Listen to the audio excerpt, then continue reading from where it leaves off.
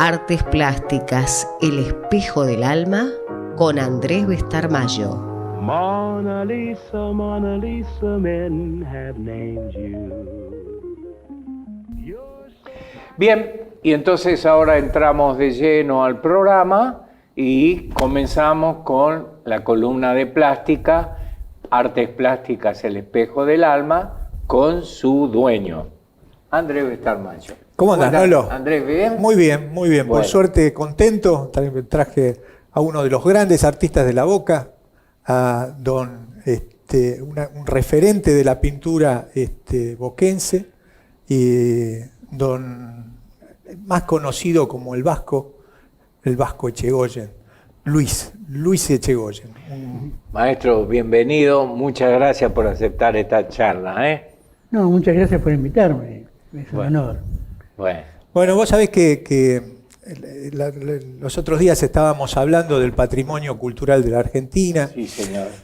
¿Quién se hacía cargo? ¿Cómo veíamos esta relación entre la obra cultural de los distintos artistas en la Argentina y cómo eso iba a ser incorporado en lo que sería el patrimonio de la cultura argentina? Una de las referentes desde el punto de vista de ese patrimonio urbano, ese patrimonio de la inmigración y del proletariado, es una referencia de la cultura boquense, ¿no? Y bueno, hoy tenemos acá la posibilidad de charlar con uno de esos referentes, con un referente de esa cultura popular, de esa cultura concretamente militante, de una referencia desde el punto de vista del trabajo, de lo que a principios del siglo se hablaba del proletariado. Ese referente tiene una historia de vida riquísima, Luis, en ese sentido, nuestro querido Vasco en la Boca, con una proyección de 3 generaciones. En ese sentido es hermosísimo el trabajo que viene haciendo Luis durante tantos años, ya más de 50 años en la Boca, radicado. Y bueno, y me gustaba charlar con él justamente desde ese lugar, ¿no? Cómo un artista se incorpora a un barrio, se siente parte por esa propia bohemia del barrio, que tiene un diálogo directamente con él, y cómo durante todo este tiempo, muchas veces los chicos hablan de una militancia que muchas veces es más intelectual y verbal que un hecho en sí. Bueno, hoy tengo el placer y el agrado de presentarte en ese sentido a un referente del hacer, en ese sentido, un protagonista concreto. Así que, Vasco, bueno, agradecerte que estés acá. Todo el mundo en la Boca te conoce, pero bueno, la idea es abrir el marco a la proyección de la Argentina, de Buenos Aires, y que nos vayas contando cómo fue ese ingresar en la plástica, cómo fue la referencia tuya de haberte encontrado con este lenguaje que te hizo rico a vos en tantas imágenes. Bueno, el caso mío es un hecho muy singular, porque mi abuelo pintaba, mi padre pintaba, y no me quedó más remedio que pintar. Mi abuelo viene de la Vasconia, en parte perseguido porque el hermano de él era anarquista, él después también fue anarquista, y colaboran en un atentado, en la huida de un atentado que se le había hecho al rey. Y entonces, mi bisabuelo, bueno, acá se acabó, chicos, ustedes se van a América y arreglarse allá, porque de acá no. El futuro es negro. De acá no zafa. Y bueno, que sí, que no, los mandó a los dos. Y los mandó a los dos porque mi abuelo era carpintero, el hermano herrero, y entre los dos podían hacer un carro. Era la forma de vida que tenían, ¿no? En parte. Y cuando llegan a Brasil, porque bajan en Brasil, van primero a Ouro Preto, Y ahí es donde se asientan, porque había otro anarco ahí que lo bancó un poco, y ahí hacen el primer carro. Con plata que le había dado a mi abuelo, que le dijo, eso es para el primer carro, después hay que arreglarse. O sea, que tu abuelo les dio en cierta medida una iniciativa, tu bisabuelo, les dio la referencia de una plata como para que ellos la dedicaran específicamente a esa función, claro. No a gastarla en otra Claro, cosa. para no depender del trabajo, de otro trabajo, para ser independiente. Mira qué visión, ¿no? Es una cultura bastante vieja también. Y con eso fueron zafando hasta que hicieron carretas y se dedicaron al transporte de carga, que era el medio en aquella época. En ese ir y venir, mi abuelo cae en Montevideo, ahí conocí a mi abuela.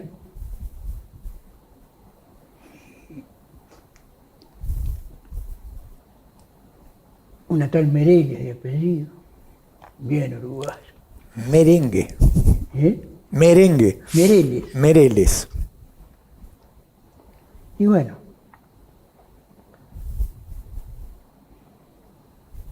en ese momento él después viaja a Paraguay, trabaja haciendo un aserradero con un motor que encontró que habían escondido paraguayos en la Segunda Guerra. No, de la Claro, Triple Alianza, la Triple Alianza. la guerra de la Triple Alianza, claro. Como rompían todo, los que consiguieron ese motorcito lo guardaron, lo escondieron para que no... Claro, para que no lo destruyeran. Claro. Y él logró ponerlo en marcha y armar El aserradero, mirá vos. un tipo aserradero, ¿no? Muy primitivo, digamos. Pero con eso fue haciendo los pesos. Cuando estaba en eso, digamos, él estaba en Encarnación, pasaba a Posadas, y en Posadas conoce a un pintor que era anarquista también, era Carlos Giambiasi, un discípulo de Aponti, no me acuerdo el nombre, que se va a pintar a la selva, como argumento... De búsqueda, claro, de temática. Claro. Pero en realidad iba como anarquista. Claro. Iba a trabajar, iba a hacer panfletos y repartirlos en los yerbatales. Mi abuelo es el encargado de traer la prensa desde Uruguay A Paraguay. a Misiones. A Misiones. En Apóstoles, que estaban en la imprenta. Bueno, estaban en eso y como este era pintor, y mi abuelo no era pintor en ese momento, era un vasco que andaba buscando el peso. Pero bueno, se hicieron muy amigos y empezó a pintar. Pasaron varios años y yo todavía conservaba una caja que tenía el doble fondo. La caja de pintura. De pintura. De óleo. Todavía la conservaba y después la perdí, no sé. Las cosas de tantas mudanzas. ¿Y cómo llegan a Buenos Aires? No, el que viene a Buenos Aires es mi padre. Tu viejo. Ellos El abuelo estaban quedó radicados. allá. Quedó allá, sí. Mi abuelo quedó allá.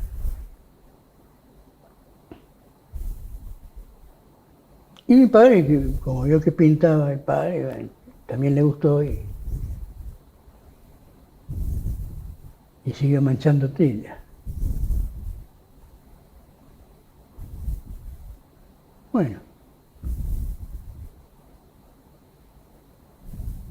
cuando yo decido entrar a Bellas Artes, mi padre me trata de loco. ¿Qué vas a hacer? Puto degenerado. Sí, porque en el barrio había 2 pintores, uno. Bien, está claro. Los dos ejercían, uno borracho y el otro. Entiendo. Y bueno, con ese ejemplo se armó el despelote. ¿De qué vas a vivir? Claro. ¿No? Y en esa época ya estaba militando en el PC, porque mi padre militaba en el PC. Y me quejó el PSOE. Yo quiero ser pintor y mi padre no quiere, se enojó. Y eso que ellos estaban metidos en el clima de la bohemia y del arte, pero no aceptaban que vos te No. estudiaras. En el arte sí, pero había una diferencia entre la gente con ideología o con formación política, con sentido ético, y los muchachos que Y la bohemia sería. la bohemia Claro. no tenían nada que ver. Más bien había un rechazo. Cuando Y a ver, te hago una pregunta ahí. En relación específicamente a la obra de tu viejo, a lo que pintaba. sí, ¿Pintaba algo que tenía que ver con una temática del proletariado o eran paisajes? Paisajes. Paisaje y alguna figurita. O sea, que estaba más en una poética romántica Claro. que en un planteo de bajada de línea doctrinaria del No. partido. Claro. Y bueno, cuando yo hago ese planteo, sale un compañero y dice, no, acá tenemos compañeros que pintan. Son pintores, son compañeros. No tiene nada que ver con el resto de... De la bohemia. Claro. Y bueno, ahí me presentan a Spielberg para empezar. A cualquiera, va. Y bueno, él me prepara unos meses, que para mí fue lo que más me formó, digamos. Fueron 3, 4 meses que iba casi todos los días. Y me dio una formación del sentido de la figuración.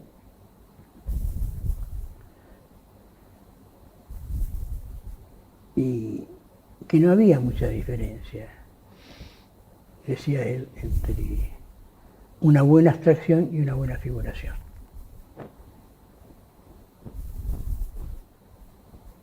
Era prácticamente lo mismo.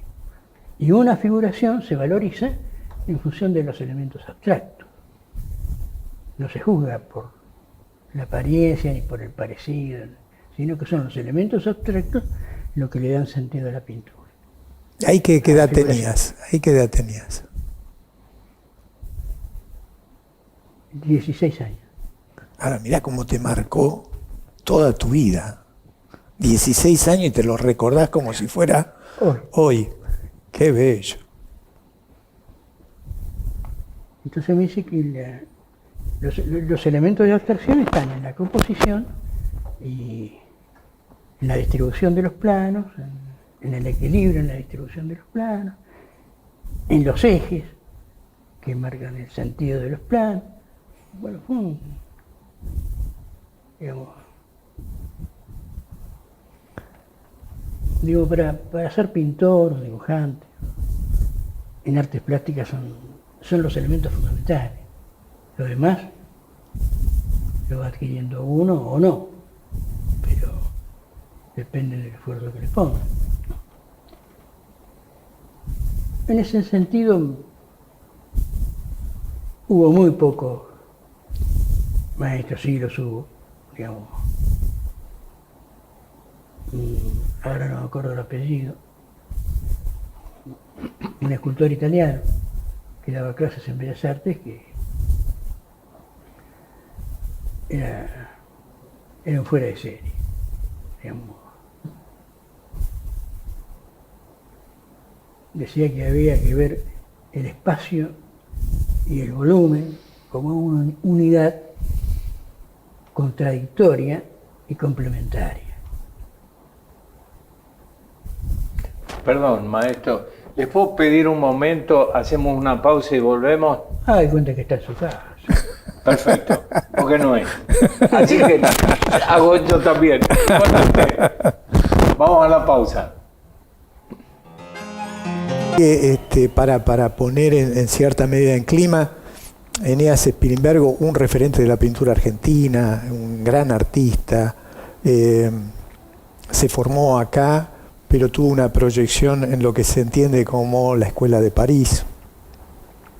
Pertenecía también, como dijo Luis, al Partido Comunista, un referente también desde el punto de vista ideológico y de las artes plásticas. Y justamente por eso, en cierta medida, tienen que dejar las escuelas de Bellas Artes y montan un proyecto muy interesante en la Universidad de Tucumán, en la década del 50 al 60, donde el otro día que hablábamos con Gigi de la Mota, lo volvemos a citar a de la Mota, tanto de la Mota como referentes de Carlos Alonso, fueron a estudiar allá para tratar de conectarse con Spilimbergo. Y en ese sentido se incorporaron grandes artistas, Pompeyo Audibert, referentes del grabado. Entonces, toda esa, que era también un personaje interesantísimo, Pompeyo Audibert, anarquista. Entonces, toda esa línea, en cierta medida, con un pensamiento más liberal y con una proyección más de izquierda, que no cuajaba con las perspectivas del peronismo de esa época, hacen este proyecto en Tucumán. Y lo bello de esto que relata nuestro querido Luis, es entrar en la esencia del lenguaje. O sea, lo que le marcó el maestro Bes no fue un criterio doctrinario ideológico, sino lo llevó a la esencia del lenguaje plástico, que fíjate vos cómo habrá incidido en él. Spilimbergo ya en ese momento era el gran maestro, pero para que un chico que recién se inicia le diera las herramientas básicas y claves para que fueran útiles en todo el desarrollo de su vida, ¿no? Plástica. Claro. Así que es interesantísimo eso que nos contás, Luis. Recordame algún concepto más de Spilimbergo.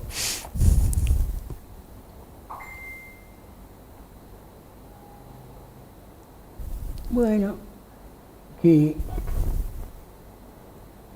la luz también podría ser tomado como un elemento abstracto. La luz. La luz.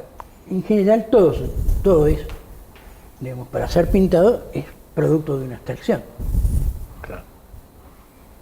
Siempre se abstrae de la realidad los elementos esenciales, que tienen que ser, si tienen sentido de arte, tienen que ser armónicos. Complementarse, que los elementos dialoguen entre sí, digamos, que haya una subjetividad dialéctica, digamos, que pueda ser traducido en la interpretación de otro ser como la cosa más natural del mundo.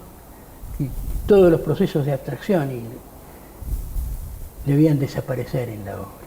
Ahora, mira qué interesante, Luis, ahí, que la mayoría lo ve como un referente de la figuración, ¿no? Como el hombre que trabajó la figura humana y se desarrolló, y lo que te dio como herramienta siempre es la otra cara, la cara esencial del lenguaje. Bueno, en realidad digamos, son los elementos básicos del Renacimiento. Claro, claro. Por eso se llama Renacimiento, digamos. Son los elementos básicos que tienen los griegos cuando hacen la figuración, que son interpretados después vuelve a surgir en el Renacimiento. Claro, los romanos y después, bueno, con el Renacimiento. Claro. Y es porque se comienzan a investigar textos de la antigüedad, que estaban todos metidos en los conventos y nadie tenía acceso a ellos. Y ahí ese registro, cuando te incorporás a la boca, ¿cómo desarrollás tu propio lenguaje? ¿Cómo empezás a encontrarte con tu propia temática, con la referencia de tu imagen? Siempre trabajando, tratando de hacerlo mejor dentro de lo que hacía. Y la autorreferencia es importante que tener obras que considerás las mejores y no perderlas, y superar esa obra. Sí. Y ahí va surgiendo lo tuyo. Una búsqueda constante. Una búsqueda constante de superación.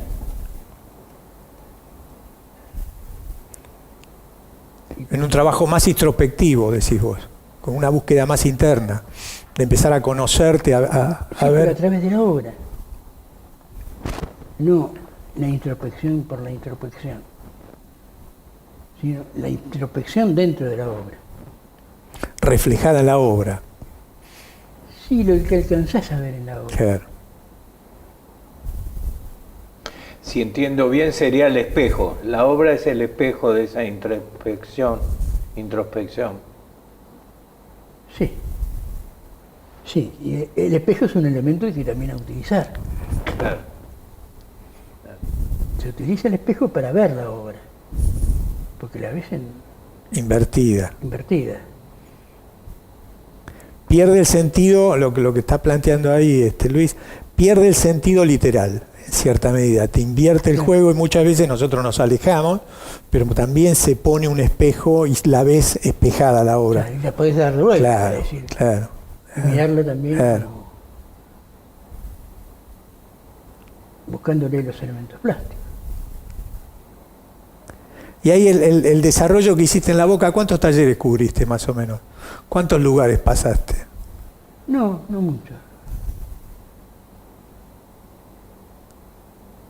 Esencialmente 2. Ahí ahora estás en Garibaldi. Claro. Garibaldi, en lo que sería la referencia hoy de la gente que va a Caminito, es la estación, frente a la estación. Sí. Y de lo de un tren que todavía nunca paró. ¿No sería donde está Daniel Ferrer? No siempre pasa tren. Sí, bueno, pero el de carga, no el que le habían hecho la estación, claro. Y bueno, y decinos el otro taller donde estuviste, que es En Suárez 52, Suárez y Pedro de Mendoza. En la entrada a la Dársena 1, viene a ser Dársena Sur. En la entrada a Dársena Sur. Después viene Dársena 1, Dársena 2. Pero se entraba por ahí a Puerto. ahí tuviste tu primer taller o... No, ahí tuve el primer taller en el año 73 más o menos. Y a lo del mítico taller de Howard o la casa de Howard, ¿cuándo llegás? No, yo estaba viviendo en La Boca, era lo conocí a través de Spilimbergo, a través del taller. A Martínez Howard lo conoces también a través Del taller, sí. A Martínez Howard y a... Bueno, no puedo recordar. a Cachete González. Cachete González. A los dos los conozco ahí. Estábamos hablando antes de referentes del nivel de Carlos Alonso y hoy un Martínez Howard que es como si fuera simbólicamente un hermano de Carlos Alonso. Y Cachete González es otro de los grandes dibujantes que es todos discípulos de Spilimbergo con una referencia muy concreta a la figuración. Entonces hablar de estos nombres específicamente de estos grandes artistas, es clave no solamente en la Boca, sino en la referencia del arte argentino. Y lo que nos decía Luis, que conoce ahí a Martínez Howard. Claro. Así que ahí... Y en la Boca nos veíamos, casi siempre, pero tuvo la desgracia que muere la mujer y me pide que vaya a vivir con él, por el pibe, porque él se consideraba un inútil en la relación con el pibe. Y ahora, ¿qué voy a hacer sin la madre? Me dice, el pibe te quiere mucho, vení, quedate, habla con él, qué sé yo, te hago una pieza arriba. Le digo, no, mira, yo tengo mi lugar, ¿no? Tengo mujer, tengo... Sí, pero ¿yo qué voy a hacer? Digo, mira, bueno, andaba medio en despelote con mi mujer y me fui para allá. Vino bien. Me vino bien.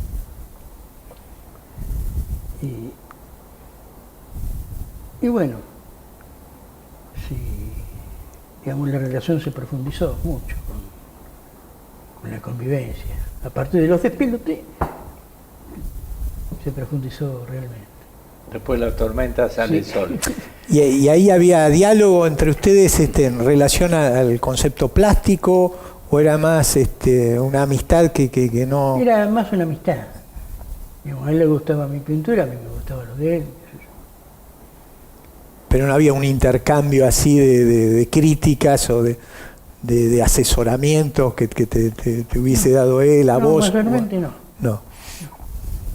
No, porque éramos más amigos que otra cosa. Maestro, voy a hacer una pregunta a esta altura que puede ser inocente o tonta. ¿Cuánto pudo la Boca en su pintura, en el desarrollo de su mensaje plástico? ¿Está presente, no digo figurativamente, sino en su interior, en su desarrollo, en su impronta, o no? Eso nunca lo podría saber. No tengo la menor idea de, digamos, yo trabajo y en función de eso sigo, ¿no? Digamos, sí que tengo que tener influencia, porque todo el mundo la tiene, pero no reparo en eso. Bueno, siempre dijiste que había un lugar en común, en cierta medida, en este espacio denominado la Boca o el puerto, donde había cosas en común entre la gente, los artistas eran bien recibidos, sí. La relación con ese planteo ideológico, claro, de ese socialismo. En ese sentido sí, digamos, el hecho de que hablen de la República de la Boca tiene un sentido histórico. Ahí estuvo viviendo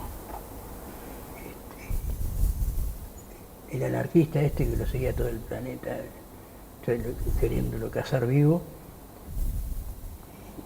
¿Malatesta? No. Bueno, ahora no me acuerdo.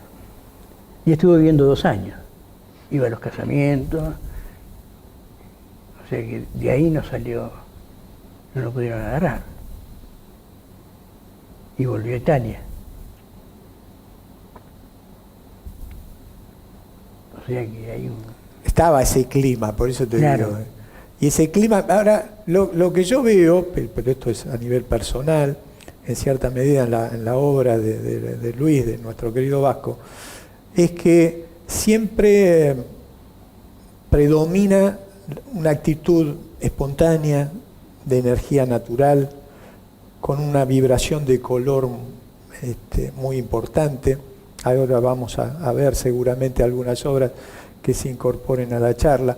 Pero, y en los últimos años, cada vez eso se fue intensificando más hacia el color, me parece, a la vibración, claro, del color, a la poética del color. Hay unas cosas muy interesantes que que eso me lo hizo ver Mauricio Isaac Neumann.